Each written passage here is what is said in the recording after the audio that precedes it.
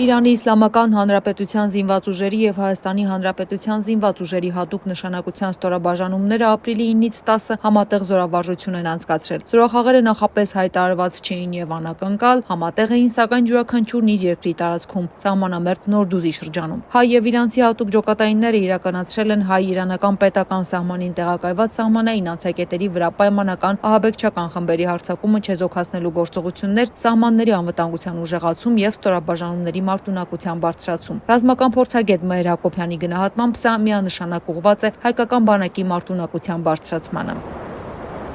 Իրանի բանակը վերջին տասնամյակներում մեծածավալ մարտական փորձ չունի, սակայն մյուս տեսանկյունից այն բավական ակտիվ է պրոքսի պատերազմներում։ Այս առումով փորձի փոխանակումը միանշանակ դրական է և ավելի լավ է, քան ընդհանրապես ոչինչը, բայց պետք է նկատել, որ սա միայն հատուկ նշանակության ուժերի զորավարժություն էր, սահմանափակ մասնակիցների քանակով, իսկ այս պահին մեր բանակում շարունակում է սուր դրված մնալ համազորային մեծ ծավալով զորավարժությունների բացակայության հարցը։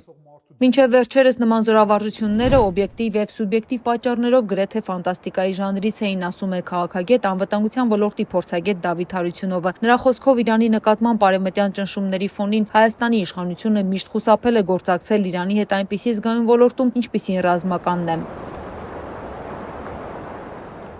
Այս զորավարժությունները որոշակի զսպող դեր կխաղան, և հատկապես հիմա, երբ Ադրբեջանը պարբերաբար մեղադրում է Հայաստանին հրադադարի ռեժիմը խախտելու համար, ինչն ընկալվում է որպես Բաքվի կողմից նոր ռազմական գործողություններ սանձազերծելու նախերգանք։ Միաժամանակ պետք է հաշվի առնել, որ Իրանի քաղաքական մեսիջը Հայաստանի հետ զորավարժությունների միջոցով բավականին զուսպ է և սահմանափակ։